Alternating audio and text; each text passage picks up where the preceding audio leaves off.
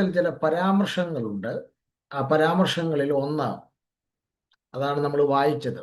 ഒന്നാമത്തെ പരാമർശമാണ് നമ്മൾ വായിച്ചത്.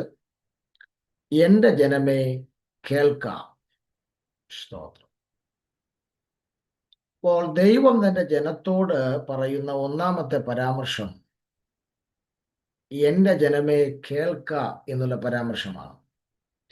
ഞാൻ ആ ഭാഗത്തിലേക്കൊന്ന് വരികയാണ്. സ്തോത്രം. അതിനു മുമ്പ് ഈ സങ്കീർത്തനത്തെ കുറിച്ച് ഒന്ന് രണ്ട് കാര്യങ്ങൾ പറയാതിരിക്കാൻ കഴിയില്ല. ഇത് ആസാഫ് എഴുതിയ സങ്കീർത്തനമാണ്. നമുക്കറിയാം, പഴയ നിയമത്തിൽ ആസാഫ് 12ഓളം സങ്കീർത്തനങ്ങൾ എഴുതിയിട്ടുണ്ട്. എനിക്ക് തോന്നുന്നു 50-ാം സങ്കീർത്തനം ആസാഫ് എഴുതിയാണ്. പിന്നീട് 73-ാം സങ്കീർത്തനം മുതൽ 83-ാം സങ്കീർത്തനം വരെ ആസാഫാണ് എഴുതിയത്. സ്തോത്രം. വേദപുസ്തകത്തിൽ നമുക്ക് പ്രധാനമായും 3 ആസാഫുമാരെ കാണാൻ കഴിയുന്നുണ്ട്. അതിൽ ഒരു ആസാഫ് എന്ന് പറയുന്നത് ഈ സങ്കീർത്തനം എഴുതിയ ലേവി ഗോത്രത്തിലെ ഗർഷോമിന്റെ കുടുംബത്തിൽപ്പെട്ട ആളാണ് ആസാഫ്. മറ്റേ ഒരു ആസാഫിനെ നമ്മൾ കാണുന്നത് അത് ഹിസ്കിയ രാജാവിന്റെ മന്ത്രിയായിരുന്ന യോഹാവിന്റെ പിതാവാണ് മറ്റൊരു ആസാഫ്.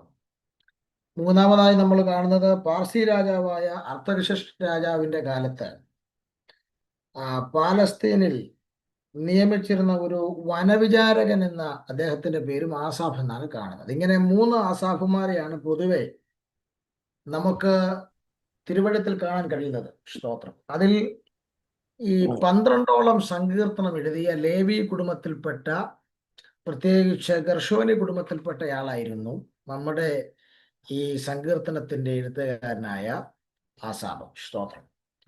നമ്മൾ ഈ സങ്കീർത്തനത്തിൽ നിന്ന് ഒത്തിരി കാര്യങ്ങൾ ചിന്തിക്കാനുണ്ടെങ്കിലും 3 വേടുകളാണ് നമ്മൾ ശ്രദ്ധിക്കാൻ പോകുന്നത്. അതിൽ ഒന്നാമത്തെ വേടാണ് ഇപ്പൊ നമ്മൾ വായിച്ചത്. സ്തോത്രം. അതിൽ ദൈവം തൻ്റെ ജനത്തോട് പറയുന്ന ഒരു സ്റ്റേറ്റ്മെന്റ് ആണ്. സ്തോത്രം. എന്റെ ജനമേ കേൾക്കാൻ. ആ കാലത്ത് മാത്രമല്ല, ഈ കാലത്തും ദൈവം തൻ്റെ ജനത്തോട് കേൾക്കുവാൻ വേണ്ടി ചില കാര്യങ്ങൾ പറയുന്നുണ്ട്. സ്തോത്രം. എന്റെ ജനമേ കേൾക്കുക എന്ന്. സ്തോത്രം.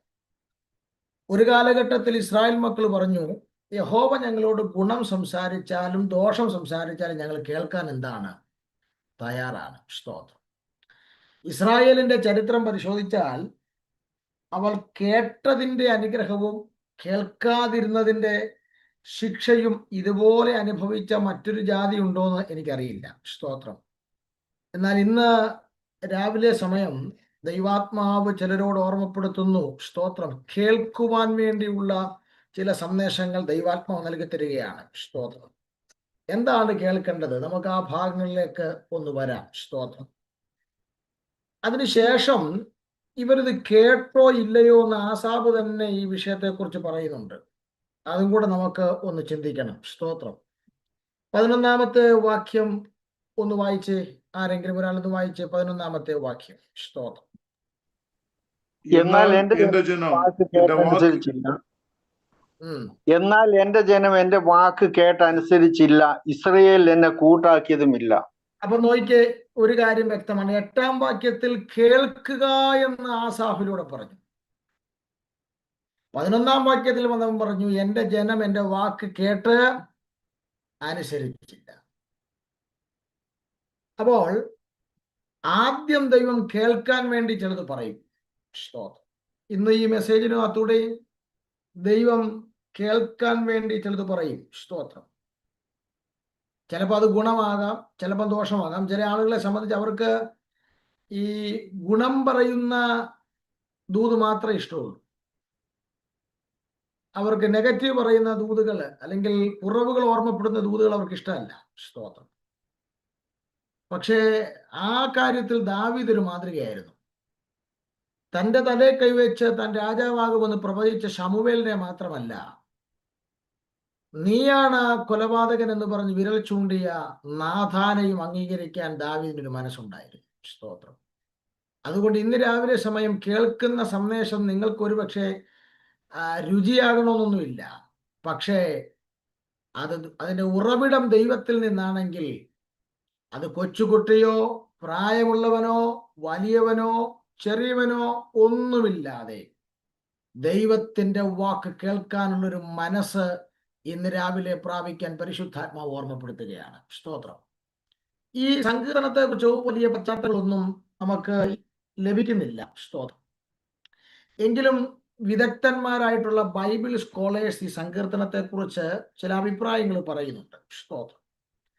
അവര് ഈ സങ്കീർത്തനത്തെ കുറിച്ച് പറയുന്ന അഭിപ്രായങ്ങളിൽ ഒന്ന്, സ്തോത്രം, ഈ സങ്കീർത്തനം ആസാഫ് എഴുതാൻ കാരണം, സ്തോത്രം, പഴയ കാലഘട്ടങ്ങളിലെ പിതാക്കന്മാരുടെ കാലഘട്ടങ്ങളിൽ, സ്തോത്രം, അവര് ദൈവത്തിന്റെ ന്യായപ്രമാണം അനുസരിക്കാതെ പോയപ്പോൾ ആ ന്യായപ്രമാണം അനുസരിക്കാതിരുന്നത് നിമിത്തം ഉണ്ടായ ശാപത്തെ ഓർത്തുകൊണ്ട് എഴുതിയതാണെന്നാണ് ഒരു ചിന്തകൻ പറഞ്ഞിരിക്കുന്നത്. എന്ന് പറഞ്ഞാൽ പഴയ നിയമ ഇസ്രായേലിന് ന്യായപ്രമാണം ലഭിച്ചു, പക്ഷെ അവർ ആ ന്യായപ്രമാണം അനുസരിക്കാതെ വന്നപ്പോൾ അവർക്ക് ചില ശാപങ്ങൾ ഉണ്ടായി. നിങ്ങൾ ഈ പഴയ നിയമം മൊത്തം ശ്രദ്ധിച്ചു. ആവർത്തന പുസ്തകത്തിലാണ് ഇത് കൂടുതലും പറയുന്നത്. എൻ്റെ വാക്ക് നിങ്ങൾ കേട്ടനുസരിച്ചാൽ. ഞാൻ അവിടെ നിർത്തിക്കൊണ്ടൊരു കാര്യം കൂടെ പറയാം. പഴയ നിയമത്തിൽ 2 മലയുണ്ട്. ഒരു മല അനുഗ്രഹിക്കാനും ഒരു മല ശപിക്കാനുമുള്ള മലയാണ്. ആവർത്തന പുസ്തകത്തിൽ കാണുന്നുണ്ട്. ഒന്ന് ഗർസീം പർവ്വതമാണ്. ഗർസീം പർവ്വതത്തിന്റെ മുകളിൽ നിന്നാണ് ജനത്തെ അനുഗ്രഹിക്കേണ്ടത്. സ്തോത്രം. എന്നാൽ മറ്റൊരു മലയുണ്ട്. ആ മലയുടെ പേര് ഏബാൽ പർവ്വതം എന്നാണ് അറിയപ്പെടുന്നത്. സ്തോത്രം. ഏബാൽ പർവ്വതം. സ്തോത്രം. ഈ മലയുടെ മുകളിൽ നിന്നാണ് ജനത്തെ ശാപവാക്കുകൾ പറയുന്നതും അവരെ ശപിക്കുന്നതുമൊക്കെ. സ്തോത്രം. അപ്പോൾ നമുക്ക് ആവർത്തന പുസ്തകത്തിലേക്ക് വരുമ്പോൾ അവിടെ വളരെ വ്യക്തമായിട്ട് എഴുതിയിട്ടുണ്ട്. പ്രത്യേകിച്ച് ആവർത്തന പുസ്തകം 28-ാം അധ്യായം 1-ാമത്തെ വാക്യത്തിൽ തന്നെ കൊടുത്തിരിക്കുന്നത് എന്താ? നിന്റെ ദൈവമായ യഹോവയുടെ വാക്ക് നീ ശ്രദ്ധയോടെ കേട്ട്. കണ്ടോ? വാക്ക് കേൾക്കണം. കേട്ടാൽ നിനക്കുണ്ടാകുന്ന അനുഗ്രഹങ്ങളാണ് 2-ാം വാക്യം മുതൽ കൊടുത്തിരിക്കുക. വീണ്ടും പറയുന്നു, നിന്റെ ദൈവമായ യഹോവയുടെ വാക്ക് കേട്ടനുസരിച്ചാൽ, കണ്ടോ, വയലിൽ നീ അനുഗ്രഹിക്കപ്പെടും. ഗർഭഫലം, കൃഷിഫലം, മൃഗഫലം എല്ലാം അനുഗ്രഹങ്ങളുടെ ഒരു പട്ടികയാണ് പറയുന്നത്. സ്തോത്രം. എന്നാൽ ഇതുപോലെ തന്നെ, സ്തോത്രം, തൊട്ടു താഴോട്ട് വരുമ്പോൾ വീണ്ടും ദൈവാത്മാവ് പറയുകയാണ്. 28-ാം അധ്യായത്തിന്റെ 2-ാം വാക്യം മുതൽ 14-ാം വാക്യം വരെ അനുഗ്രഹത്തെ കുറിച്ച് പറഞ്ഞിട്ട് 28-ാം അധ്യായത്തിന്റെ 15-ാം വാക്യം മുതൽ ശാപത്തെ കുറിച്ചാണ് പറയുന്നത്. അപ്പം അനുഗ്രഹം കിട്ടണമെങ്കിലും ശാപം സംഭവിക്കണമെങ്കിലും അതിൻ്റെ നിദാനമായ കാര്യം എൻ്റെ വാക്ക് കേൾക്കുക എന്നുള്ളതാണ്. സ്തോത്രം. എൻ്റെ വാക്ക് എന്ത് ചെയ്യുക? കേൾക്കുക. അപ്പം വിശ്വാസികളോടാണ് ഞാൻ സംസാരിക്കുന്നതെങ്കിൽ നിന്റെ വീട്ടിൽ അനുഗ്രഹം കൊണ്ടുവരുന്നതും നിന്റെ വീട്ടിൽ ശാപം കൊണ്ടുവരുന്നതിൻ്റെയും പുറകിലെ ഏറ്റവും പ്രധാനപ്പെട്ട കാര്യം അവൻ്റെ വാക്കിനോടുള്ള നമ്മുടെ റെസ്പോൺസാണ്. അവൻ്റെ വാക്കിനോടുള്ള നമ്മുടെ സമീപനമാണ്. സ്തോത്രം. അങ്ങനെങ്കിൽ സ്തോത്രം, ഒരു കാര്യം വളരെ വ്യക്തമായി പറയാം. സ്തോത്രം. അതുകൊണ്ടാണല്ലോ മറിയ പറഞ്ഞത് ആരോടാ? കാനാവിലെ വീട്ടിലെ ശുശ്രൂഷക്കാരുടെ, അവനൊരു വാക്ക് കൽപ്പിച്ചാൽ. അവൻ എന്തെങ്കിലും കൽപ്പിച്ചാൽ ചെയ്തേക്ക്, ഇടം വരെ നോക്കണ്ട. അതിനകത്ത് ഇനി പ്രത്യേകിച്ച് വിവേചിച്ചു നോക്കാനൊന്നും പോകണ്ട. സ്തോത്രം. രക്ഷിക്കപ്പെട്ടിട്ടില്ലെങ്കിലും അന്ന് ശീമോൻ പറഞ്ഞു ലൂക്കോസ് 5-ൽ, എന്ത്, ഞങ്ങൾ രാത്രി മുഴുവൻ അധ്വാനിച്ചാണ്, പക്ഷേ എങ്കിലും നിന്റെ വാക്കിന് ഞങ്ങൾ എന്ത് ചെയ്യാം? രക്ഷിക്കപ്പെടാത്തവർ വരെ ചില സമയങ്ങളിൽ കർത്താവിൻ്റെ വാക്കിന് വളരെ പ്രാധാന്യം കൊടുക്കുമ്പോൾ, ദൈവവചന ശുശ്രൂഷയിലൂടെ ആകട്ടെ പ്രവാചകന്മാരിലൂടെ ആകട്ടെ ദൈവം നിന്നോട് അരുളി ചെയ്യുന്ന വാക്കുകൾക്ക് നീ വില കൊടുക്കാതെ പോയാൽ അതിന് നീ കൊടുക്കേണ്ടി വരുന്ന വില വലുതായിരിക്കും. എന്നാൽ വാക്ക് അനുസരിച്ച് അനുഗ്രഹം പ്രാപിച്ചവരും നമ്മുടെ മുമ്പിൽ മാതൃകയായിട്ടുണ്ട്. സ്തോത്രം. അപ്പോൾ ഒന്ന് ആസാവ് പറയുന്നു, സ്തോത്രം, എൻ്റെ വാക്ക് കേൾക്കുക എന്ന് ആസാഫിലൂടെ ദൈവം സംസാരിക്കുകയാണ്. ഞാൻ അതിൻ്റെ 1-ാമത്തെ പദം ഒന്ന് ചൂണ്ടിക്കാണിച്ചതേ ഉള്ളൂ. അത് വളരെ ശ്രദ്ധേയമായ വിഷയമാണ്. 81-ാം സങ്കീർത്തനത്തിന്റെ 8-ാം വാക്യത്തിൽ ദൈവം പറയാം, എൻ്റെ ജനമേ കേൾക്ക. സ്തോത്രം. പക്ഷേ നിർഭാഗ്യവശാൽ അവർ കേട്ടോ ഇല്ലയോ എന്നുള്ളതാണ് നമ്മൾ 11-ാം വാക്യത്തിൽ വായിച്ചത്. ദൈവം പറയാണ്, എന്നാൽ എൻ്റെ ജനം എൻ്റെ വാക്ക് കേട്ടനുസരിച്ചതുമില്ല, ഇസ്രായേൽ എന്നെ കൂട്ടാക്കിയതുമില്ല. എത്ര പെയിനോടാ ദൈവം പറയുന്നത്. അപ്പോഴും ദൈവം പറയുന്നത് എൻ്റെ ജനമാ. കേൾക്കാൻ പറഞ്ഞു, പക്ഷേ കേട്ടില്ല. സ്തോത്രം. നമ്മൾ പുതിയ നിയമത്തിലേക്ക് വരുമ്പോൾ, മർക്കോസിന്റെ സുവിശേഷത്തിലേക്ക് വരുമ്പോൾ, അവിടെ 4-ാം അധ്യായത്തിൽ സ്തോത്രം കർത്താവായ യേശു ക്രിസ്തു പറയുന്നൊരു സ്റ്റേറ്റ്മെന്റ് ഉണ്ട്. സ്തോത്രം. 4-ാം അധ്യായത്തിന്റെ 24-ാം വാക്യം ശ്രദ്ധിച്ച്. മർക്കോസ് 4:24. അവിടെ യേശു പറയുകയാണ്, നിങ്ങൾ കേൾക്കുന്നത് എന്ത് എന്ന് സൂക്ഷിച്ചുകൊള്ളുവീൻ. നിങ്ങൾ അളക്കുന്ന അളവ് കൊണ്ട് നിങ്ങൾക്ക് അളന്നു കിട്ടും, അധികമായി കിട്ടും. 23-ാം വാക്യത്തിൽ കർത്താവ് പറഞ്ഞു തുടങ്ങുന്നത്, കേൾപ്പാൻ ചെവിയുള്ളവൻ കേൾക്കട്ടെ. അപ്പോൾ നാം കേൾക്കുന്നത്, സ്തോത്രം, നാം കർത്താവിൻ്റെ അധരങ്ങളിലൂടെ കേൾക്കുന്ന അവന്റെ വാക്കുകൾ സൂക്ഷിക്കണം. അതുകൊണ്ടാണ് എബ്രായ ലേഖനത്തിൽ കനത്ത മുന്നറിയിപ്പാണ് എഴുത്തുകാരൻ തന്നിരിക്കുന്നത്. സ്തോത്രം. വല്ലപ്പോഴും ഒഴുകിപ്പോകാതിരിക്കേണ്ടതിന്, സ്തോത്രം, കേട്ടത് അധികം ശ്രദ്ധയോടെ കരുതിക്കൊള്ളുവാൻ ആവശ്യമാകുന്നു. എബ്രായർ 2:1 പറയുന്നു, കേട്ടത് അധികം ശ്രദ്ധയോടെ കരുതിക്കൊള്ളാൻ ആവശ്യമാകുന്നു. അയ്യോ, കരുതിക്കൊള്ളാൻ പറയല്ല, കരുതിക്കൊള്ളാൻ ആവശ്യമാകുന്നു. എത്ര പ്രസംഗം നിങ്ങൾ ഈ 4-ാമം തുടങ്ങിയപ്പോൾ തന്നെ എത്ര പ്രസംഗം കേട്ടു. നിങ്ങൾ ഈ കേട്ടതൊക്കെ നിങ്ങളുടെ ഹൃദയത്തെ കരുതിക്കൊള്ളുന്നുണ്ടോ? ഓർമ്മയെപ്പോലും കാണുകയില്ല. ഞാൻ 27 വർഷങ്ങൾക്ക് പുറകിൽ ആദ്യം പ്രസംഗിച്ച എൻ്റെ പ്രസംഗം ഇപ്പോഴും എൻ്റെ ഓർമ്മയിലുണ്ട്.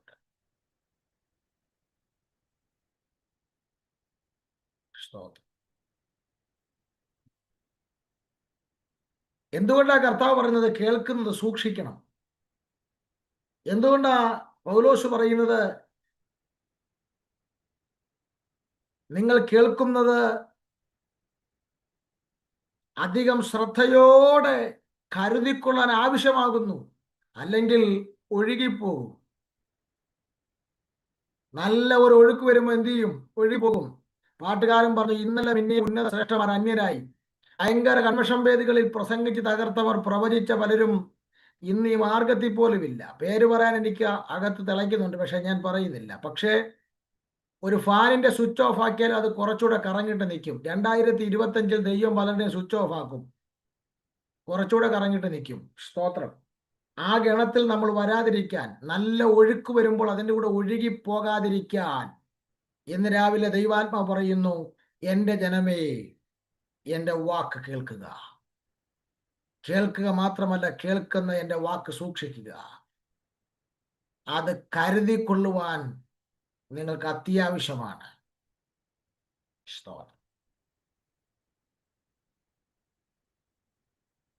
ഞാനൊരു ഡെലിവറൻസ് മെസ്സേജ് അല്ല പറയുന്നത്.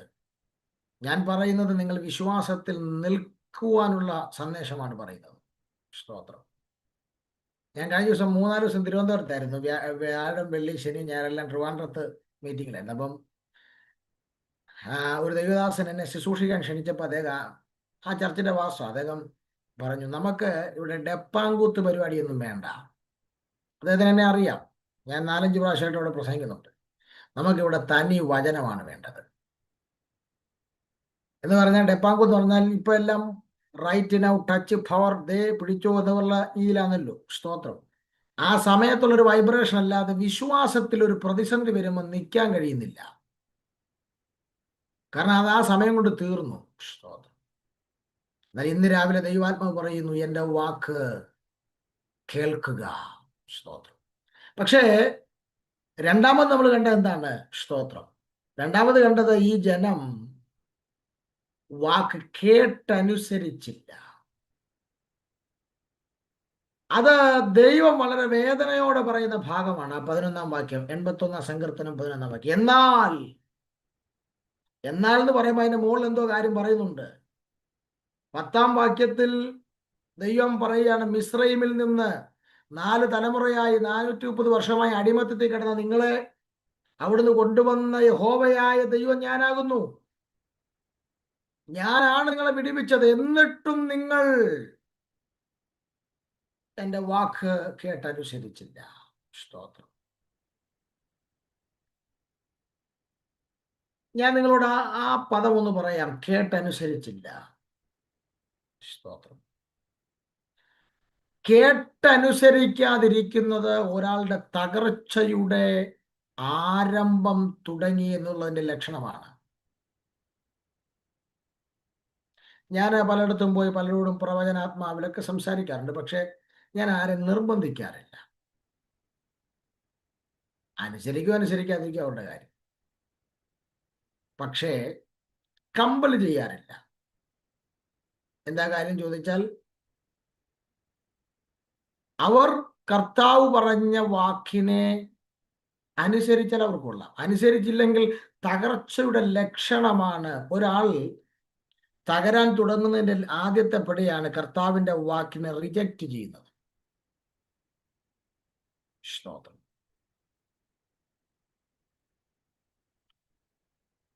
ഒരു കുറ്റം ചെയ്തൊരു മകൻ അവനെ ശിക്ഷിക്കാൻ വേണ്ടി അപ്പൻ പിടിക്കുമ്പോൾ, തല്ലാൻ വേണ്ടി പിടിക്കുമ്പോൾ അപ്പൻ ചോദിക്കുന്ന ആദ്യത്തെ ചോദ്യമാ, ഞാൻ പറഞ്ഞത് നീ ഇനി കേൾക്കുമോടാ എന്നാ ചോദിക്കുന്നത്. കേട്ടില്ലെങ്കിൽ അവൻ വീണ്ടും പോകുന്നത് വലിയ പ്രതിസന്ധിയിലേക്കാണ്.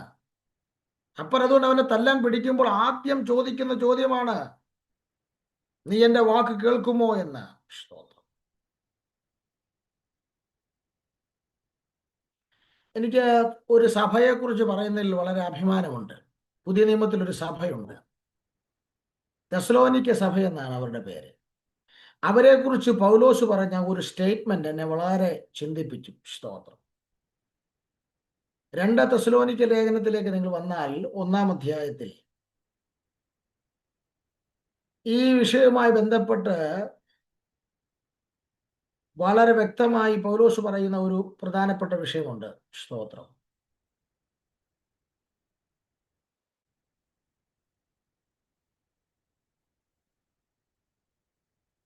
കർത്താവ് ഈ സഭയെക്കുറിച്ച് പറയുന്നത്, ഈ സഭ അവര് പൗലോസ് പ്രസംഗിച്ച വചനം ശ്രദ്ധയോടെ കേട്ടു എന്നാണ് പറയുന്നത്. ഒത്തിരിയുണ്ട്. ഈ തെസ്സലോനിക്ക സഭ എന്ന് പറയുന്നത് തന്നെ മാതൃകയുള്ള സഭ എന്നാണ് ഈ സഭയെക്കുറിച്ച് അറിയപ്പെടുന്നത്. മാതൃകയുള്ള സഭയെന്ന്. അപ്പം അതിൽ ഒരു വിഷയം ഈ സഭയെക്കുറിച്ച് പറയുന്നത്, ഈ സഭ വളരെ ശ്രദ്ധയോടെ കാര്യങ്ങൾ കേൾക്കുന്ന സഭ എന്നാണ് അറിയപ്പെടുന്നത്. സ്തോത്രം. റെഫറൻസ് ഞാൻ ഓർക്കുന്നില്ല, പക്ഷെ അതിനകത്ത് അങ്ങനെ എഴുതിയിട്ടുണ്ട്. സ്തോത്രം. അപ്പോൾ പൗലോസ് അവരോട് പറയുകയാണ്, ഞങ്ങൾ പ്രസംഗിച്ച ദൈവത്തിന്റെ വചനം നിങ്ങൾ കേട്ടു. ഞങ്ങൾ പ്രസംഗിച്ച ദൈവത്തിന്റെ വചനം നിങ്ങൾ എന്ത് ചെയ്തു? കേട്ടു. സ്തോത്രം. ഇനി കേട്ടു എന്ന് മാത്രമല്ല, എങ്ങനെ കേട്ടു എന്നും പറയുന്നുണ്ട്. സ്തോത്രം. ഞങ്ങൾ പ്രസംഗിച്ച ദൈവത്തിന്റെ വചനം നിങ്ങൾ കേട്ടു. കേൾക്കുക മാത്രമല്ല, കേട്ടത് അവർ കൈക്കൊണ്ടു. അതുകൊണ്ട് ഞങ്ങൾ നിങ്ങളെക്കുറിച്ച് ഓർത്ത് ദൈവത്തെ സ്തുതിക്കുന്നു എന്നാണ് പൗലോസ് പറയുന്നത്. ആ കേട്ട, ആ കൈക്കൊണ്ട ആ വചനം ദൈവശക്തിയായി അവരിൽ വ്യാപരിക്കുന്നു എന്നാണ് പൗലോസ് തെസ്സലോനിക്ക സഭയെക്കുറിച്ച് പറയുമ്പോൾ പറയുന്നത്. സ്തോത്രം. അപ്പോൾ ഒരു കാര്യം വളരെ വ്യക്തമാണ്. സ്തോത്രം. കേട്ടാ മാത്രം പോരാ, ശ്രദ്ധയോടെ കേൾക്കണം. സ്തോത്രം. എന്തിനാ ഇത്ര ശ്രദ്ധയോടെ കേൾക്കുക? ചില ആളുകളൊക്കെ ദൈവവചന ശുശ്രൂഷ നടക്കുമ്പോൾ അവരുടെ ഇരിപ്പൊക്കെ കണ്ടാൽ നമുക്ക് തന്നെ സങ്കടം തോന്നും.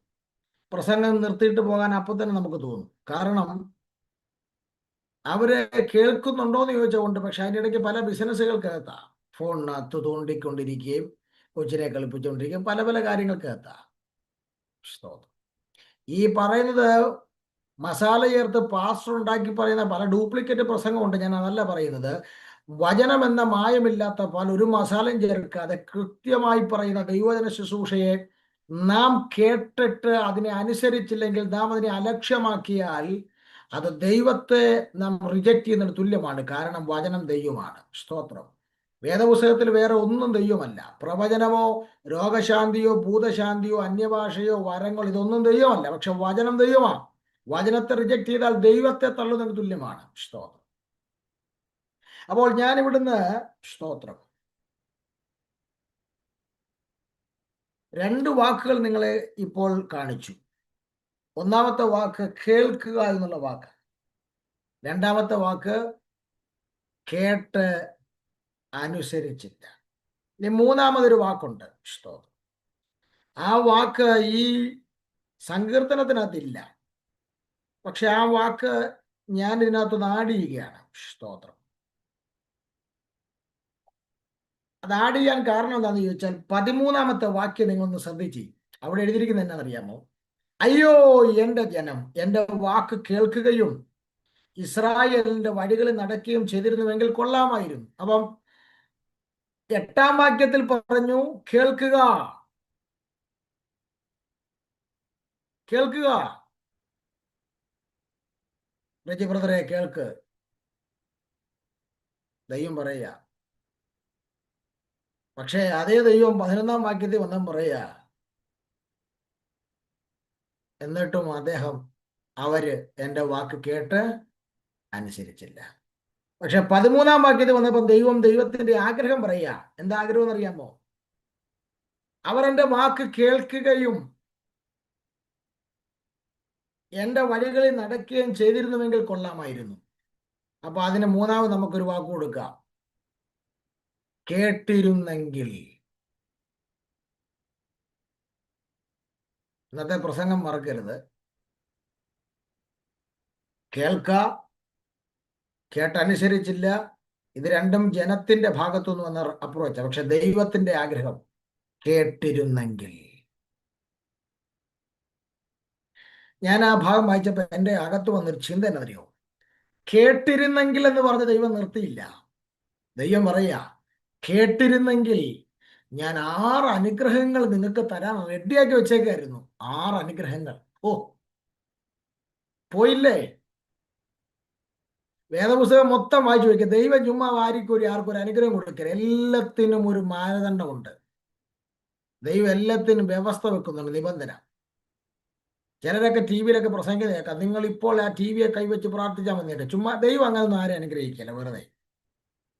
അത് ഡ്യൂപ്ലിക്കേറ്റ് പാർട്ടികളാണ്. ദൈവം പറയുന്നത്, എന്നെ മാനിക്കുന്നവനെ ഞാൻ മാനിക്കും. അതെന്താ എന്നെ മാനിക്കുന്നതെന്ന്? ആ വ്യവസ്ഥ എന്താ മാറ്റിക്കളയുന്നേ? ദൈവത്തെ മാനിച്ചാൽ ദൈവം പറയുന്നു ഞാൻ നിന്നെ മാനിക്കും. നീ എന്നെ മാനിച്ചാൽ ഞാൻ നിന്നെ മാനിക്കും. നീ ഭൂമിയിൽ എന്നെ തള്ളി പറഞ്ഞാൽ ഞാൻ പിതാവിന്റെ മുമ്പിൽ എന്ത് ചെയ്യും? ആ അതുകൊണ്ട് ആ ഓൾഡ് ടെസ്റ്റ്മെന്റ് മൊത്തം എന്റെ വാക്ക് കേട്ട് അനുസരിച്ചാൽ. ഇത് ഈ പ്രസംഗരൊക്കെ ഇതൊന്ന് ശ്രദ്ധിക്കുന്നതായിരിക്കും. ചുമ്മാ ചാടി കയറി ദൈവം ഒരിടത്തും അനുഗ്രഹമൊന്നും പറയുന്നില്ല. വ്യവസ്ഥ ഇല്ലാതെ ദൈവം ഒന്നും പറഞ്ഞ് ഞാൻ കണ്ടിട്ടില്ല. ചിലപ്പോൾ നമുക്ക് ആ അനുഗ്രഹം പറയുന്ന സ്ഥലത്തത് കാണാൻ പറ്റില്ലെന്നിരിക്കും വ്യവസ്ഥ. ചിലപ്പോൾ 1-2 അധ്യായം പുറകിൽ വായിക്കുമ്പോഴായിരിക്കും അവിടെ ആയിരിക്കും എഴുതിയിരിക്കുന്നത് അതിന്റെ വ്യവസ്ഥ. ഇനി എന്തായിരുന്നു ഇവർ? ദൈവം പറയുക, നിങ്ങൾ കേട്ടിരുന്നെങ്കിൽ. ഓഹ്, ആദ്യം റജി സഹോദരനോട്, ഞാൻ റജി സഹോദരന്റെ പേര് എൻ്റെ പേരും അദ്ദേഹത്തിന്റെ പേരും ഒന്നായതുകൊണ്ട് ഒരു സ്നേഹം കൊണ്ട് പറയുന്ന കേട്ടോ. ഇനി യോഗം കഴിയുമ്പം എന്നെ ബാൻ ചെയ്യാനൊന്നും പറയരുത്. ഞാനൊരു എക്സാമ്പിൾ പറയുന്നതാണ്. റജി സഹോദരനോട് ദൈവം പറയാ, ആദ്യം പറയും കേൾക്ക്. പിന്നീട് റെസ്പോൺസ് കണ്ടപ്പം അതിനെ മൈൻഡ് ചെയ്യാതെ വന്നപ്പോൾ ദൈവം പറയാ, കേട്ടനുസരിച്ചില്ല. പക്ഷെ ദൈവം വളരെ വിഷമത്തോടെ പറയുക, നീ കേട്ടിരുന്നെങ്കിൽ ഞാൻ നിനക്ക് വേണ്ടി ഒരു സർപ്രൈസിങ് ഗിഫ്റ്റ്, 6 അനുഗ്രഹങ്ങൾ ഞാൻ മാറ്റിവെച്ചിരിക്കുകയായിരുന്നു. അപ്പൊ ഈ അനുഗ്രഹം മാറിപ്പോയതിന്റെ കാരണം എന്താ? ആരാ കാരണം? ദൈവമാണോ? പിശാചാണോ? എല്ലാം ദൈവത്തിന്റെ മേലും പിശാചിന്റെ വിടലിക്കൊന്നും വെക്കണ്ട. ആരാ ഇതിന്റെ കാരണം? നീ കേട്ടത് നീ അനുസരിച്ചില്ല. അതുകൊണ്ട് ദൈവം മൂന്നാമത് പറഞ്ഞ പദവാ കേട്ടിരുന്നെങ്കിൽ. അതാണ് ആ 13ാം വാക്യത്തിനകത്ത് ദൈവം മന്ത്രിക്കുന്നത്. കേട്ടിരുന്നെങ്കിൽ എന്തൊക്കെയാണ് 6 അനുഗ്രഹങ്ങൾ? 14 വാക്യത്തിൽ ഒന്നാമത് പറയുന്നു, എന്നാൽ ഞാൻ വേഗത്തിൽ അവരുടെ ശത്രുക്കളെ കീഴടക്കുമായിരുന്നു. ഓ, ഒന്ന്, വേഗത്തിൽ. ആ പദം ഭയങ്കരമല്ലേ? ചിലത് പ്രാർത്ഥിച്ചിട്ടൊന്നും നടക്കുന്നില്ല, ഭയങ്കര സ്ലോലിയാണ് ചിലത്. ഒത്തിരി സമയം പിടിക്കും. നമ്മൾ പറയും, ഓ, ദൈവത്തിന്റെ സമയമാകാത്തോണ്ടാണ്. ചില കാര്യങ്ങളിൽ അത് സത്യമാണ്. പക്ഷെ ചില കാര്യങ്ങളിൽ ആ വിടുതൽ വേഗത്തിൽ നടക്കാത്തതിന്റെ കാര്യം, ആ വിടുതലിനെ തടഞ്ഞിരിക്കുന്ന ചില ശത്രുക്കൾ കീഴടങ്ങാനുണ്ട്. ഉണ്ട്. തെളിവുണ്ടോ? തെളിവ് പറയാം. 2 ശമൂവേലിന്റെ പുസ്തകം 7-ാം അധ്യായത്തിന്റെ 1-ാം വാക്യം.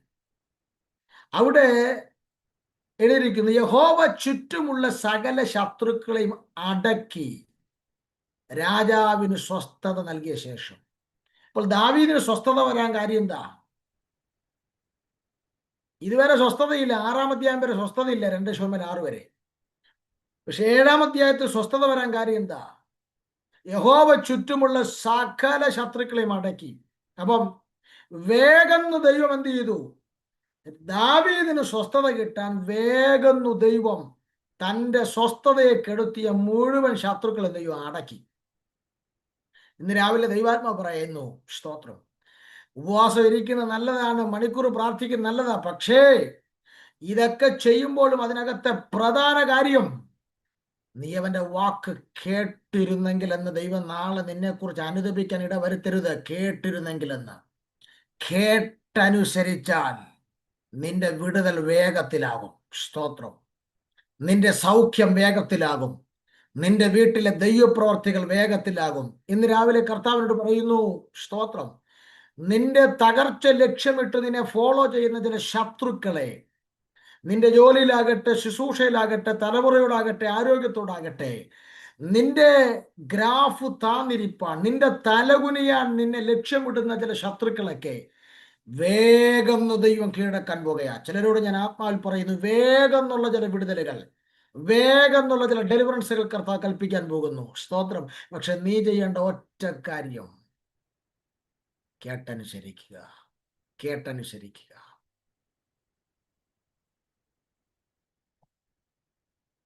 രണ്ടാമത് ദൈവം പറയുന്ന രണ്ടാമത്തെ വിടുതൽ, സ്തോത്രം, അതേ വാക്യത്തിനകത്ത് കൊടുത്തിരിക്കുക, അവരുടെ വൈരികളുടെ നേരെ എൻ്റെ കൈ ഞാൻ തിരിക്കുമായിരുന്നു. അവരുടെ എന്ന് പറഞ്ഞാൽ ഇസ്രായേലിനെ, പഴയ നിയമ ഇസ്രായേലാണ്. പലയിടത്തും അവരുടെ വൈരിക്കു നേരെ ദൈവം കൈ തിരിക്കേണ്ട സന്ദർഭങ്ങളിൽ തിരിച്ചില്ല. യോശുവയുടെ കാലം മുതലുണ്ടത്. എവിടാ? ഹായ് പട്ടണത്തിന് നേരെ യുദ്ധത്തിന് പോയി.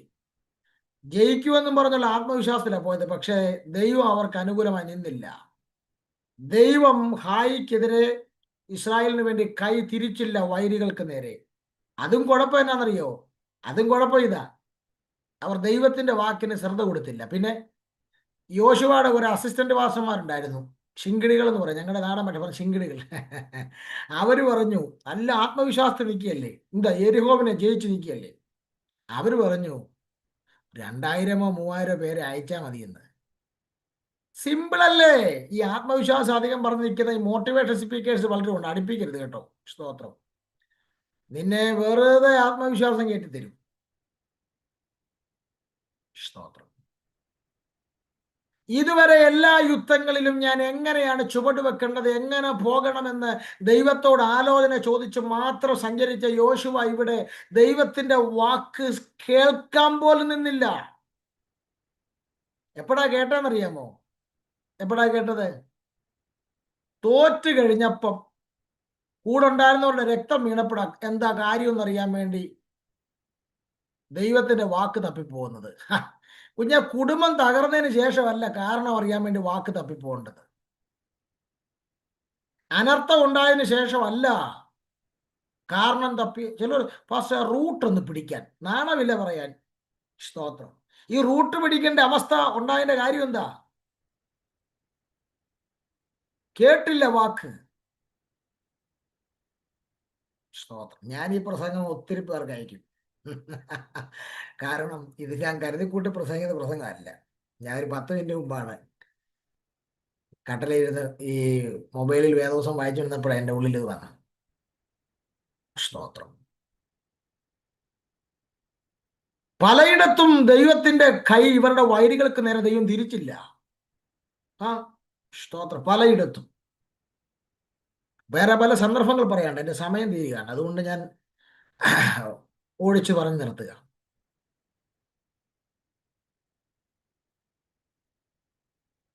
ഏറ്റവും വലിയ തെളിവ് എന്താ? ദൈവത്തിന്റെ പെട്ടകം പിടിക്കപ്പെട്ടത് എങ്ങനെയാ? 6-7 മാസം എവിടെ ആയിരുന്നു പെട്ടകം?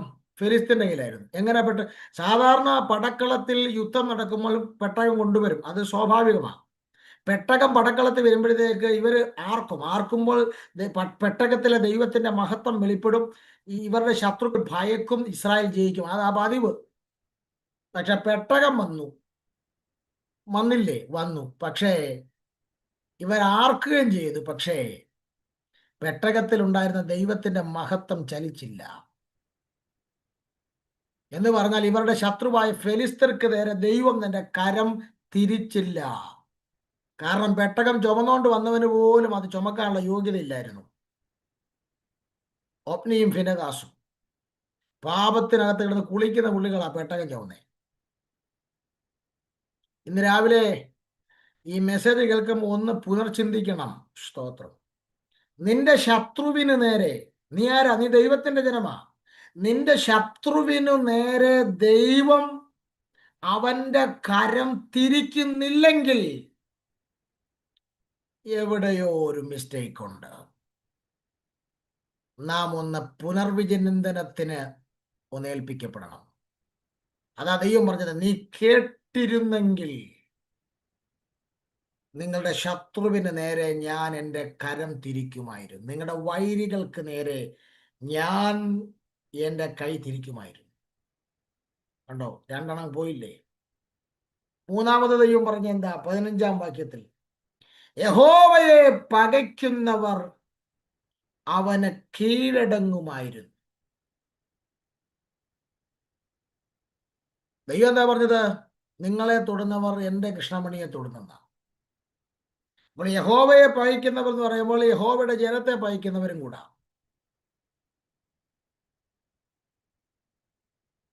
ദൈവം പറയാം, നിങ്ങൾ എൻ്റെ വാക്ക് കേട്ടിരുന്നെങ്കിൽ ചിലതൊക്കെ കീഴടങ്ങുമായിരുന്നു. ഇന്നും ചില രോഗങ്ങൾ, ചില കടഭാരങ്ങൾ, ചില പ്രതിസന്ധികളൊക്കെ നിന്നെ ബുദ്ധിമുട്ടിച്ചുകൊണ്ട് കീഴടങ്ങാതെ തല ഉയർത്തി നിനക്കെതിരെ നിൽക്കാൻ കാരണം, ചിലതൊക്കെ കീഴടങ്ങാതെ നിൽക്കുന്നതിന് കാര്യം നീ ശാസിക്കാഞ്ഞിട്ടാണോ? സ്പെഷ്യലിസ്റ്റ് പ്രവാചകന്മാരെ വിളിക്കാഞ്ഞിട്ടാണോ? ഉപവാസിക്കാഞ്ഞിട്ടാണോ? അല്ല. പിന്നെ മൂലകാരണം നീ എവിടെയോ കേട്ടനുസരിച്ചിരുന്നെങ്കിൽ എന്ന് നിന്നെക്കുറിച്ച് ദൈവം ആഗ്രഹിച്ച സന്ദർഭമുണ്ട്. അതെവിടാണെന്ന് കണ്ടുപിടിക്കണം. ആകപ്പാടെ 2 പേരുടെ മുഖം കാണുന്നുള്ളൂ, ബാക്കി എല്ലാ ആളുകളും ഉറങ്ങിയിരിക്കുകയാണോ എന്ന് എനിക്കറിയത്തില്ല. ഇനി ഇത് കേട്ടതിന് ക്ഷീണത്തിലാണോ എന്നും അറിയത്തില്ല. സ്തോത്രം. ഒരു കാര്യം വളരെ വ്യക്തമായി ഞാൻ പറയാം. സ്തോത്രം. പലതും കീഴടങ്ങാതെ, എത്ര ഉപവസിച്ചിട്ടും എത്ര പ്രാർത്ഥിച്ചിട്ടും പലതും കീഴടങ്ങാതെ മുന്നോട്ട് പോകുന്നുണ്ടെങ്കിൽ അതിന് മൂലകാരണമാ പറയുന്നത്, കേട്ടിരുന്നെങ്കിൽ എന്ന ദൈവം നിന്നെ കുറിച്ച് ഏതോ വിഷയത്തിൽ അനുദമിച്ചിട്ടുണ്ട്. സ്തോത്രം. ഞാൻ അടുത്ത കാലത്തൊരു സ്ഥലത്ത് പ്രാർത്ഥിക്കാൻ പോയി. ആ സ്ഥലത്ത് പ്രാർത്ഥിക്കാൻ വേണ്ടി ചെന്നപ്പോൾ അവരുടെ അപ്പന്മാർ തലമുറകളായി കൈമാറി വരുന്നൊരു പ്രശ്നം ആ വീട്ടിലുണ്ട്. ഞാൻ അവർ ആദ്യമായിട്ട് കാണുക. പക്ഷെ പ്രാർത്ഥിക്കുമ്പോൾ അവരുടെ വല്യപ്പന്റെ പേര് ദൈവാത്മാവ് പറഞ്ഞു. അവിടെ നിന്നാണ് ഇതിന്റെ ആരംഭം. പക്ഷെ ദൈവം എടുത്തു പറഞ്ഞു, അന്ന് ഞാൻ ഇന്ന രീതിയിൽ ഇന്ന സ്ഥലത്തു നിന്നെ ആളെ കൊണ്ട് പറയിച്ചതാ, പക്ഷെ നിങ്ങൾ കേട്ടില്ല. ആ വിഷയത്തിനകത്തൊരു വിടുതലുണ്ടായി കാണണം. കാരണം ഇപ്പോൾ ഉള്ള ജനറേഷൻ തെറ്റുകാരല്ല, പക്ഷേ ഏറ്റുപറയേണ്ട വിഷയമായിരിക്കാം. നിങ്ങൾ കേട്ടനുസരിച്ചില്ല. പക്ഷേ ഇപ്പോഴും അവർ കേട്ടനുസരിക്കാനുള്ളൊരു മനോഭാവം കാണിച്ചോ എന്ന് ചോദിച്ചാൽ എനിക്കറിയില്ല. സ്തോത്രം. ഞാൻ പിന്നീട് അങ്ങോട്ട് പോയിട്ടില്ല. ദൈവം അതിൻ്റെ ഒരു റീസൺ പറഞ്ഞതായിട്ട് ഞാൻ ഓർക്കുന്നതാണ് ഞാൻ പറഞ്ഞത്. കേട്ടിരുന്നെങ്കിൽ പലതും കീഴടങ്ങുമായിരുന്നു, നീ ആയിരുന്നു പിന്നെ മാസ്റ്റർ. സ്തോത്രം. നാലാമത്തെ കാര്യം ദൈവം പറയുകയാണ്, സ്തോത്രം, എന്നാൽ ഇവരുടെ ശുഭകാലം എന്നേക്കും നിൽക്കുമായിരുന്നു. അപ്പൊ ഒരു കാര്യമുണ്ട്, അത് പറയുമ്പോൾ ആ 15-ാം വാക്യത്തിൽ നമ്മൾ മൂന്നാമത് പറഞ്ഞ കാര്യത്തെ കണക്ട് ചെയ്താ പറയുന്നത്. അതിനെ ഫുൾ സ്റ്റോപ്പ് ഇട്ടിട്ടല്ല പറഞ്ഞത്. എന്നാൽ ഏതെന്നാൽ ചിലത് കീഴടങ്ങിയിരുന്നെങ്കിൽ നിങ്ങളുടെ ശുഭകാലം എന്നേക്കും നിലനിൽക്കുമായിരുന്നു.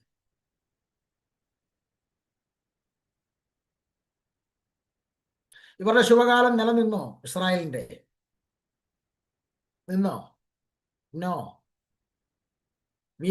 അവര് കനാന്യ വന്നു, വീണ്ടും അവർ ബാബിലോണിൽ പ്രവാസത്തിൽ പോകേണ്ടി വന്നു. 10 ഗോത്രങ്ങൾ അശൂരിൽ പോകേണ്ടി വന്നു. എവിടെ അവർക്ക് ശുഭത ഉണ്ടായത്? സ്തോത്രം. എന്താ ഈ ശുഭത? ആ പദം ശ്രദ്ധേയമാണ്. ശുഭകാലം എന്നേക്കും നിലനിൽക്കുമായിരുന്നു. അപ്പം ശുഭകാലം ഒന്നും അന്നെന്ന് കരുതി അത് നിലനിൽക്കണമെന്നില്ല. ചിലരോ എനിക്ക് വാസം ഇപ്പൊ ആരോഗ്യത്തിന് കുഴപ്പമില്ല, പിള്ളേർക്ക് പൈസ ഉണ്ട്, നിലനിൽക്കണമെന്നില്ലെന്ന്.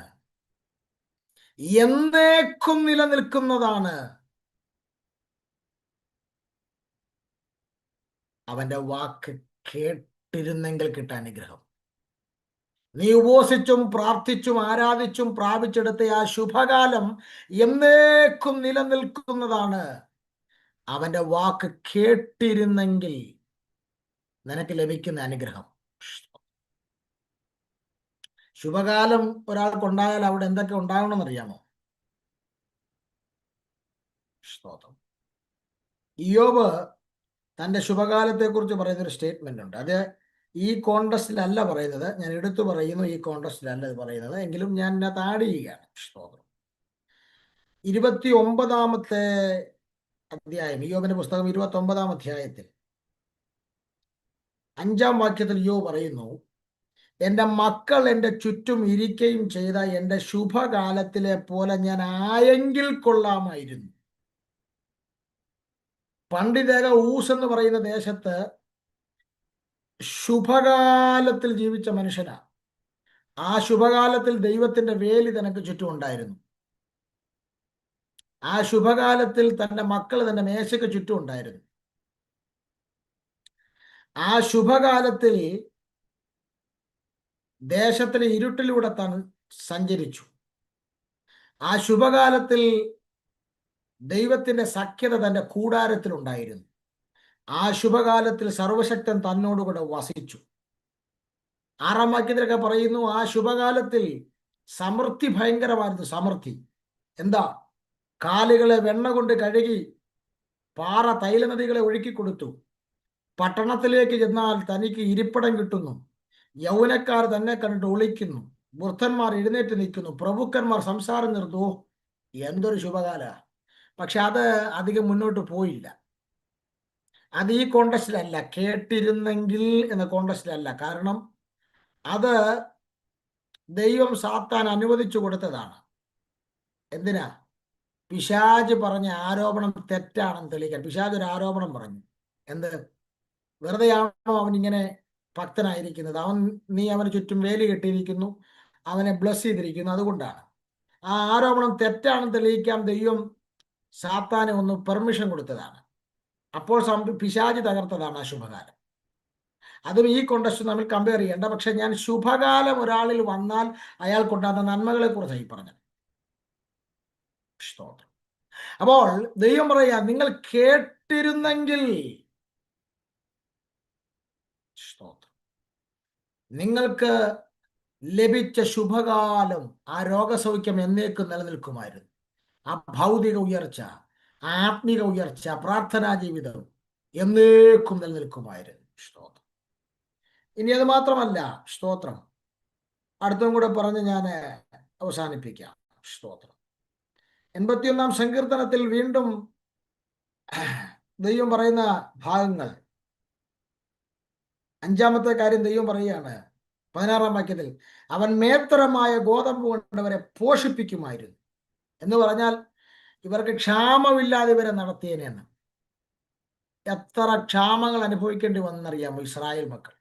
ദാവീദിന്റെ കാലത്തും വന്നു, അതിനു മുമ്പും ഒക്കെ വന്നു. സ്തോത്രം. ആസാബ് എന്ന് പറയുമ്പോൾ 2 ആസാബുമാരാ സങ്കീർത്തനം എഴുതിയെന്നാ ചിലർ പറയുന്നത്. ഒരാള് ദാവീദിന്റെ കാലത്ത് ഒരു ആസാബ് ഉണ്ടായിരുന്നു, ഒരാൾ പ്രവാസ കാലത്തിന് ശേഷം എഴുതിയെന്ന. അപ്പൊ 2 ആസാബുമാർ എഴുതിയെന്നാ പറയുന്നത്. രണ്ടുപേരും ഒരു കുടുംബത്തിലുള്ളവർ തന്നെയാണ്. ആട്ടെ, എന്താണെങ്കിലും ദൈവം പറയുകയാണ്, മേത്തരമായ ഗോതമ്പ് കൊണ്ട് ഞാൻ നിങ്ങളെ പോഷിപ്പിക്കുമായിരുന്നു എന്ന് പറഞ്ഞാൽ ഞാൻ ചെയ്തേനെന്നാ പറഞ്ഞു. അപ്പൊ ഇവർക്ക് ക്ഷാമം വന്നതല്ലേ അർത്ഥം? സ്തോത്രം. 6-ാമത്തെ കാര്യം ദൈവം പറയുക, ഞാൻ പാറയിൽ നിന്നുള്ള തേൻ കൊണ്ട് നിന്നെ തൃപ്തി വരുത്തുമായിരുന്നു. പാലും തേനും വിടുന്ന ദേശമാണ് കനാൻ ദേശം. ഞാൻ തൃപ്തി വരുത്തുമായിരുന്നു, പക്ഷേ വരുത്തിയില്ല. 6 കാര്യങ്ങൾ ഞാൻ തരുമായിരുന്നെന്ന് പറഞ്ഞപ്പോൾ അർത്ഥം എന്താ? ഇത് 6 കിട്ടിയില്ലെന്ന് അർത്ഥം. ഇന്ന് രാവിലെ ഞാനിവിടെ അവസാനിപ്പിക്കട്ടെ. സ്നേഹിതരെ, ഞാൻ സുവിശേഷം എന്ന രീതിയിൽ വളരെ താഴ്മയോട് പറയുന്നു. ദൈവം നിന്റെ തലമുറയ്ക്ക് വേണ്ടി, ദൈവം നിനക്ക് വേണ്ടി, നിന്റെ ശുശ്രൂഷയ്ക്ക് വേണ്ടി, കുടുംബത്തിന് വേണ്ടി എന്തൊക്കെയോ സർപ്രൈസിങ് ഗിഫ്റ്റുകൾ ഒരു അനുഗ്രഹത്തിന്റെ പാക്കേജാക്കി ഈ മെയ് ജൂൺ മാസത്തിൽ തരാൻ മാറ്റിവെച്ചിട്ടുണ്ട്. അതിന് ദൈവം നോക്കുന്ന ഒറ്റ മാനദണ്ഡമേ ഉള്ളൂ: നീ അവന്റെ വാക്ക് കേൾക്കുന്നുണ്ടോ, അതനുസരിക്കുന്നുണ്ടോ? അതുകൊണ്ടാണ് ദൈവം ആദ്യം പറഞ്ഞത് കേൾക്കുക. 2ാമത് പറഞ്ഞു അവർ കേട്ടനുസരിച്ചില്ല. പക്ഷെ ദൈവം വേദനയോട് പറയുന്നു, കേട്ടിരുന്നെങ്കിൽ. സ്തോത്രം. ഒരു പിശാചിനും തടയാൻ കഴിയാത്ത രീതിയിൽ നീ കേട്ടിരുന്നെങ്കിൽ ആർക്കും തടയാൻ കഴിയാതെ ഈ 6 അനുഗ്രഹങ്ങൾ നിന്റെ വീടിനകത്ത് വന്നേനെ. ഇന്ന് നമുക്ക് ഈ സന്ദേശം അവസാനിപ്പിക്കുമ്പോൾ ഒന്ന് സമർപ്പിക്കാം. സ്തോത്രം. ദൈവമേ, അങ്ങ് പറയുന്നത് ഇസ്രായേൽ മക്കൾ പറഞ്ഞ പോലെ നമുക്ക് പറയാം, യഹോവ ഞങ്ങളോട് ഗുണം സംസാരിച്ചാലും ദോഷം സംസാരിച്ചാലും കേൾക്കാൻ ഞങ്ങൾ തയ്യാറാണ്, അനുസരിക്കാൻ ഞങ്ങൾ തയ്യാറാണ്. തലകൾ വണക്കാം, കണ്ണുകൾ അടയ്ക്കാം, പ്രാർത്ഥിക്കാം. പ്രിയ പിതാവേ, ദൈവം ഇന്ന് ഞങ്ങളോട് സംസാരിച്ച തിരുവെഴുത്തുകൾക്കായി സ്തോത്രം. ഈ വചനത്തെ ഈ ജനത്തിന് കൈമാറുന്നു. ഇവരെ ബ്ലസ് ചെയ്യണമേ. എല്ലാ മഹത്വം കർത്താവ് എടുക്കും. പ്രാർത്ഥന കേൾക്കണം. ഈ വചനത്തിലൂടെ ഒരു പുനർചിന്തയ്ക്ക്, ആത്മീക വർധനവിന്, ഒരു മടങ്ങിവരവിന് കാരണമാക്കണം. പ്രാർത്ഥിക്കും. എല്ലാത്തിലും തിരുനാമഹത്വം എടുക്കണം. ഈ വചനം കൊണ്ട് ഈ പ്രഭാതം ആരംഭിക്കട്ടെ. കർത്താവ് അതിനായി സഹായിക്കും. യേശു ക്രിസ്തുവിൻ നാമത്തിൽ തന്നെ.